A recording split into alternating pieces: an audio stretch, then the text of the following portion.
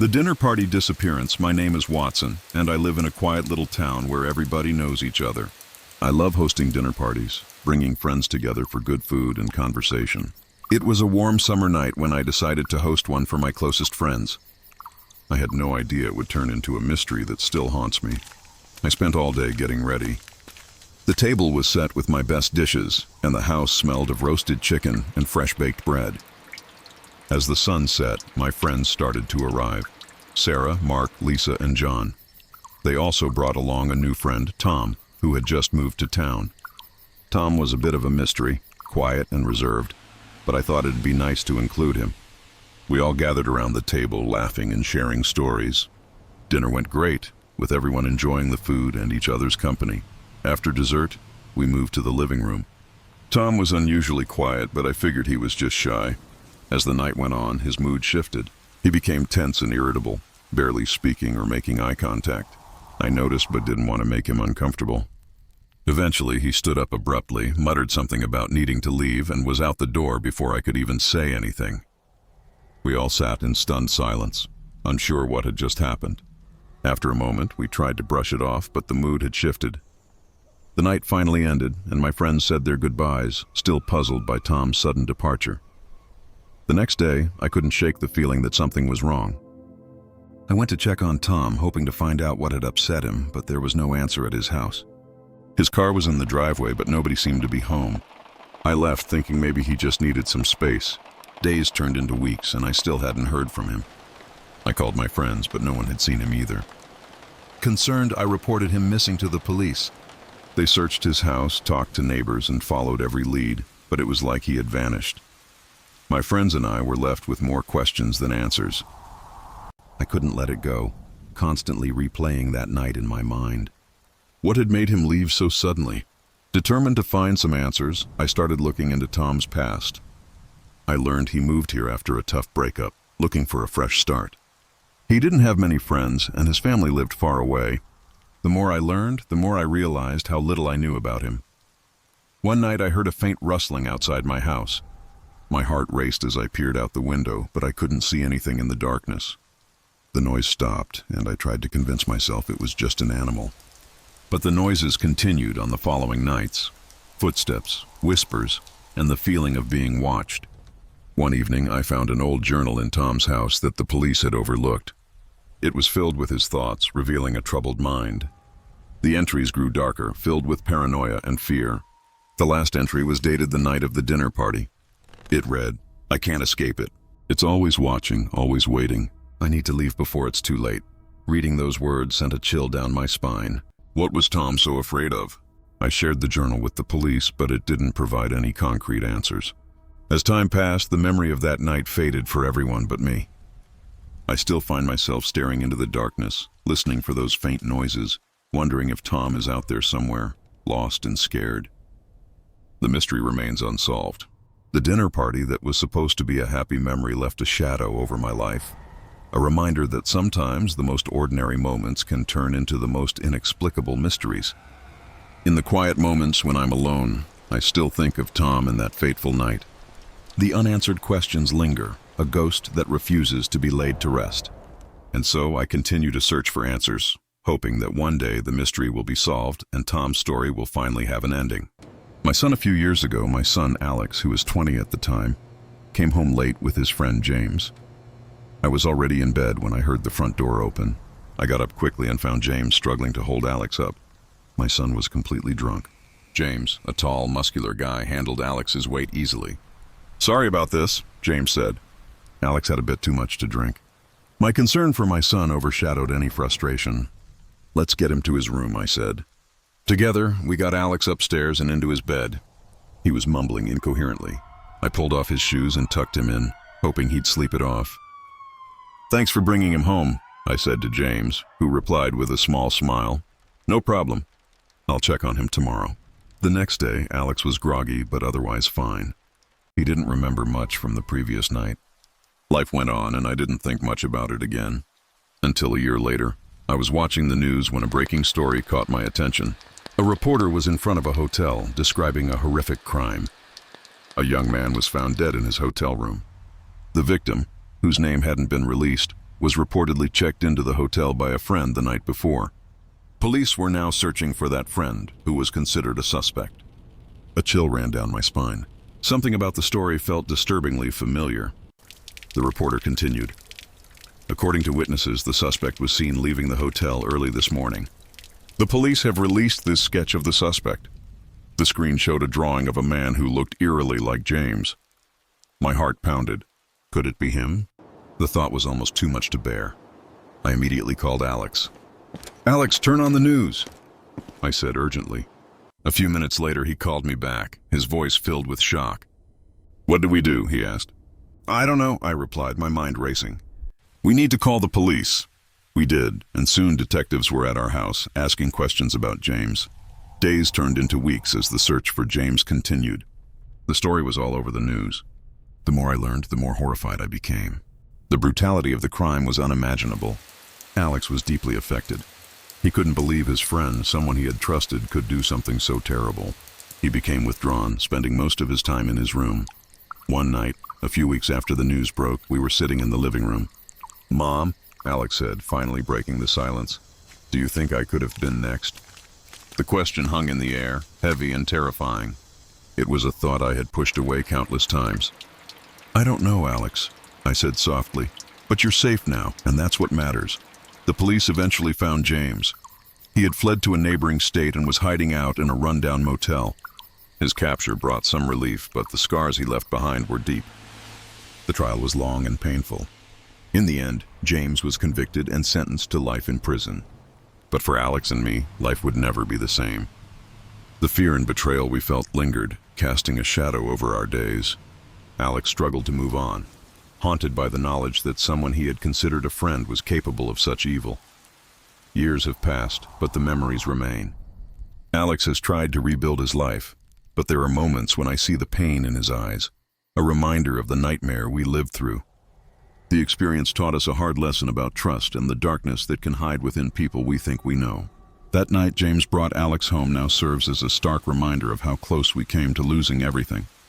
Though we've tried to move forward, the shadows of that time are never far behind. The abandoned house last September, my friends and I decided to go for a night drive.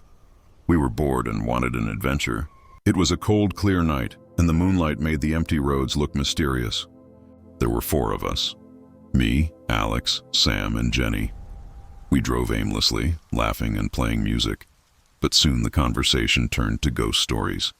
Someone mentioned an old abandoned house at the edge of town. "We should go there," Sam suggested with a grin. The idea was both thrilling and scary. We all agreed, and Alex, who was driving, turned the car toward the house. The roads became narrower and bumpier as we got closer. Tall trees lined the path, their branches looking like twisted fingers in the moonlight. Finally we saw it, the old abandoned house at the end of a long gravel driveway, surrounded by overgrown bushes and tall grass. It was large with broken windows and a sagging roof. The car's headlights cast eerie shadows on the walls, making it look even scarier. We parked a little way down the road, not wanting to draw attention to ourselves. As we walked toward the house, the air felt colder, and my heart beat fast. I could tell my friends were nervous too. We reached the front door, which was hanging off its hinges. Alex pushed it open with a creak and we stepped inside.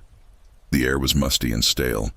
Moonlight filtered through the broken windows, casting long shadows on the dusty floor. The house was silent except for the occasional creak of the old wooden floorboards. We split up to explore. Jenny and I went upstairs, while Alex and Sam stayed on the ground floor.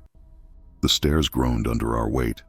Upstairs we found old furniture covered in white sheets and broken picture frames. It felt like the house was holding its breath. In one room, I found an old diary on a dusty table, but the pages were too faded to read. Suddenly, we heard a loud crash from downstairs. My heart jumped into my throat. "Alex, Sam!" Jenny called out, but there was no answer. We hurried back down the stairs. The living room was empty, and the front door was now closed. A sense of dread washed over me. Something wasn't right. "Let's find them and get out of here," I said, my voice shaking. We moved through the house, checking each room.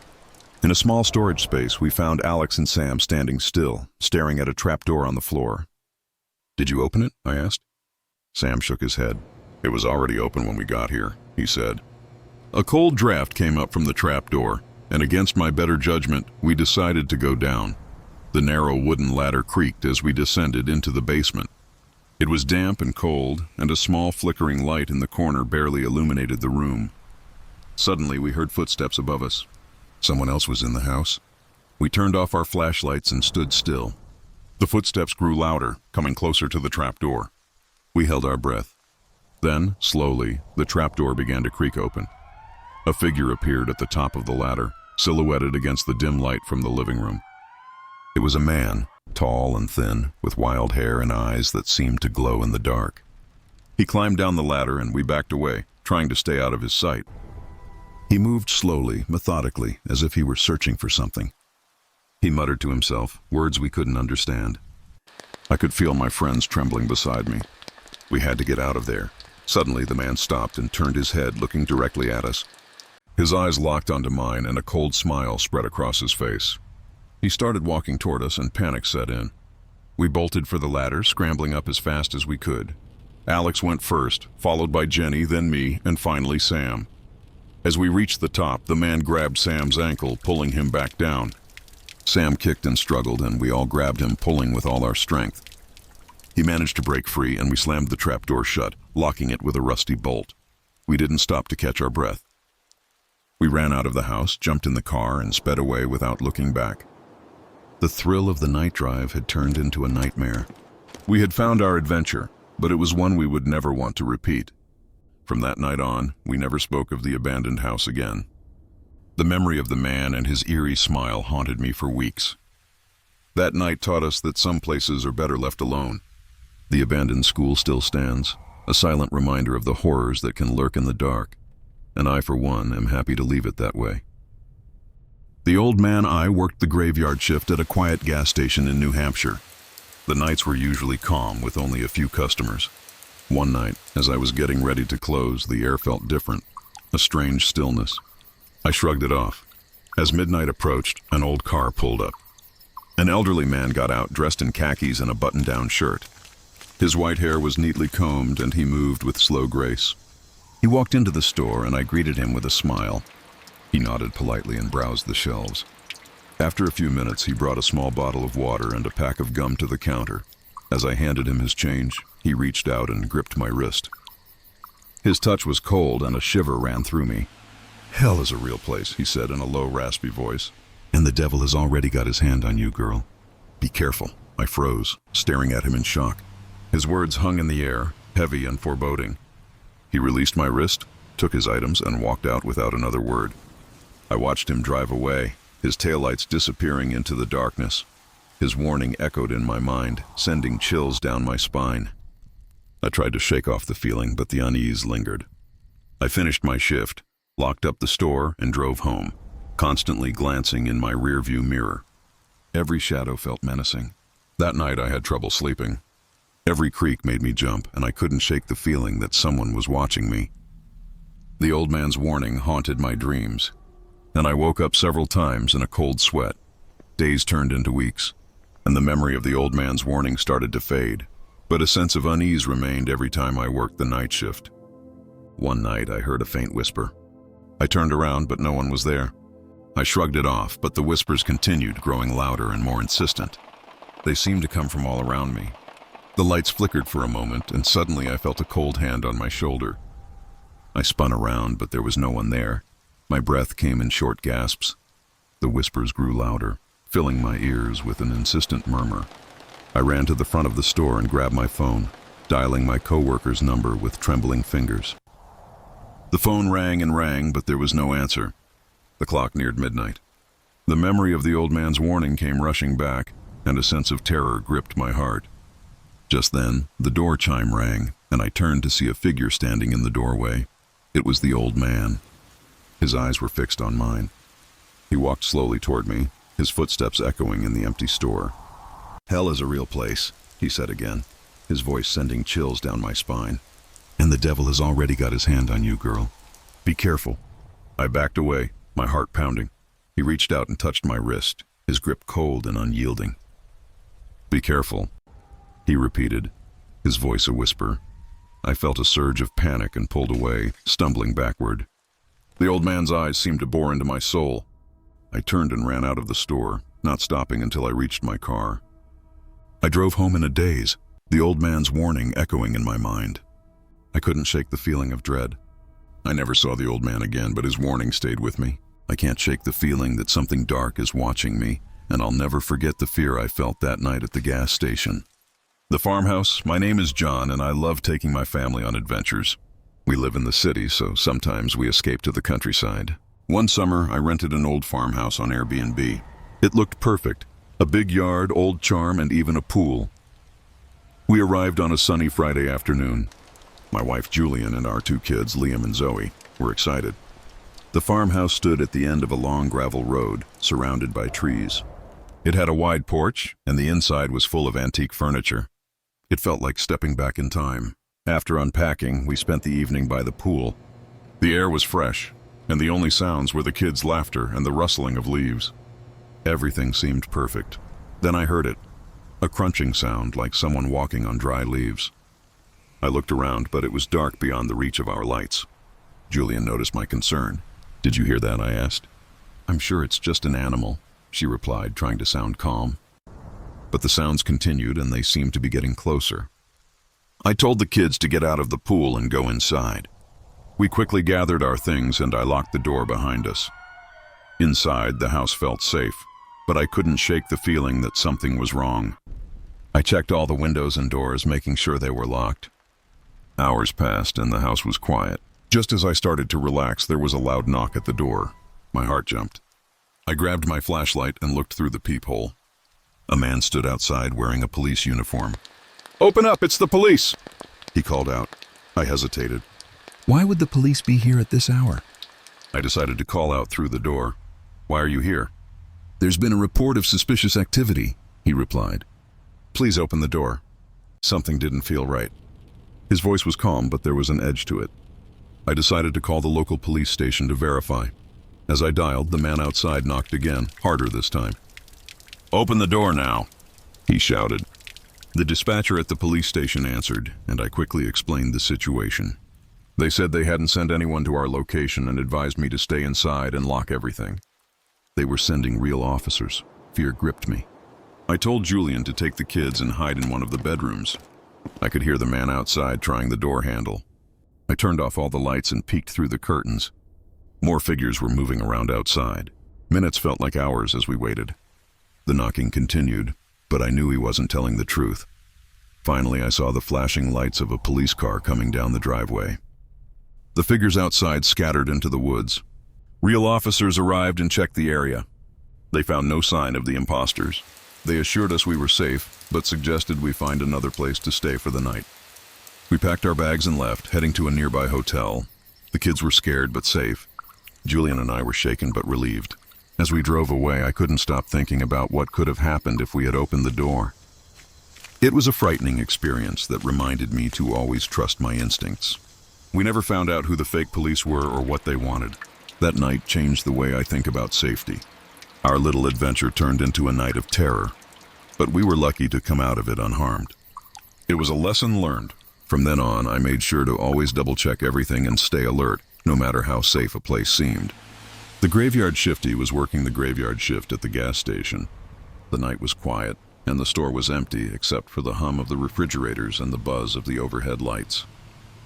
As I was stocking some shelves, I heard the chime of the door. A woman entered holding a young boy's hand. They both looked scared. The woman's clothes were torn and her face was streaked with tears. The boy clung to her side, his eyes wide with fear. She approached the counter, her voice shaky. "Can I use your phone?" she asked. I nodded and handed her the store phone. Her hands were trembling as she dialed. I couldn't imagine what they had been through. She spoke softly into the phone, her words rushed and urgent. She was trying to reach someone for help. After the call, she asked if they could stay in the store for a while. I could see she was desperate. "Of course," I said. "You can stay as long as you need." I offered them some free drinks and snacks. She thanked me and they sat in a corner. I kept an eye on them, making sure they felt safe. The night dragged on, and the unease in my stomach grew. An hour passed. The door chimed again, this time more aggressively. A man stormed in, his face twisted with anger. There you are, he shouted, making a beeline for the woman and the boy. The woman shrank back, pulling the boy closer. "Sir, you need to leave," I said, trying to keep my voice steady. I stepped between him and the woman. "Get out of my way," he roared. "She's coming with me." He tried to push past me, but I held my ground. The woman was crying now, clutching her son protectively. "Sir, I'm calling the police," I warned. My heart pounded in my chest as I reached for the phone. The man's eyes flashed with rage, and he lunged at me, knocking the phone out of my hand. It clattered to the floor, but I managed to grab it and dial 911. "Help! We need police at the gas station on Elm Street," I shouted into the phone. The dispatcher assured me that help was on the way, but it felt like an eternity before I heard the sirens. The man continued to shout, trying to drag the woman out of the store. I stood in his way, hoping to buy time. The boy was crying now, his face buried in his mother's side. Finally, 2 officers burst through the door, guns drawn. "Step away from them," one officer commanded. The man hesitated, then raised his hands. The officers moved quickly, handcuffing him and escorting him out to the squad car. The woman collapsed onto a chair, sobbing with relief. One of the officers stayed behind to talk to her. She explained that the man was her abusive boyfriend. She had finally managed to escape with her son and had sought refuge in the gas station. The officer assured her she was safe and that they would help her find a place to stay. I felt a wave of relief wash over me. The situation had been terrifying, but I was glad I could help. The woman thanked me repeatedly, tears of gratitude in her eyes. I told her it was no problem, just that I was glad she and her son were safe. The police took the man away, and the officer stayed with the woman until a social worker arrived. They arranged for her and her son to stay at a safe house for the night. As they left, the woman turned to me one last time. "Thank you," she said, her voice filled with emotion. I nodded, watching as they walked out into the night, finally safe from harm. The store was quiet again, but the night felt different now. I had faced something terrifying and helped someone in need. The graveyard shift had never felt so important. As the hours passed, I couldn't stop thinking about the woman and her son. I hoped they would find peace and safety in their new life, and that in some small way I had made a difference. The memory of that night stayed with me, a reminder of the strength it takes to stand up to fear, and the power of kindness in the face of darkness. Abandoned school. When I was young, I loved exploring abandoned places. The mystery of old empty buildings always fascinated me. The idea that they once buzzed with life but now stood silent. I loved the thrill of stepping into the past, seeing the decay of what was once new, and feeling the history that lingered in the air. A few years ago, my friends and I decided to explore an abandoned school in our town. The building had been empty for years, and many stories surrounded it. People said it was haunted, and we wanted to see for ourselves. It was a perfect night for our adventure. We packed flashlights, snacks, and our phones. There were 4 of us, me, Tom, Lisa, and Sarah. We were all excited and a little scared. As we walked to the school, we talked about the stories we'd heard, people hearing strange noises inside or seeing shadows moving in the windows. When we reached the school, it looked even creepier than we imagined. The windows were broken and the doors were boarded up. Vines had grown over the walls and the paint was peeling. The place looked like it belonged in a horror movie. We found a way in through a broken window at the back of the building and climbed through one by one, trying to be as quiet as possible. Once inside, we turned on our flashlights. The beams cut through the darkness, revealing dusty hallways and old lockers.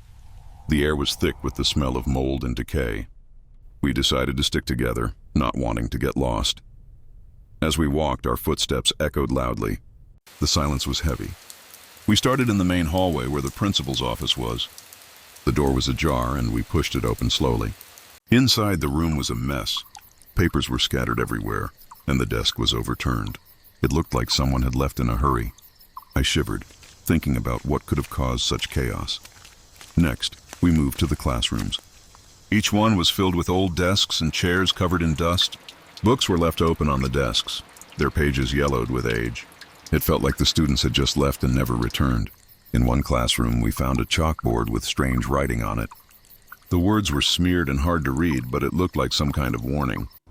Tom, always the brave one, laughed it off and said it was probably just kids playing a prank.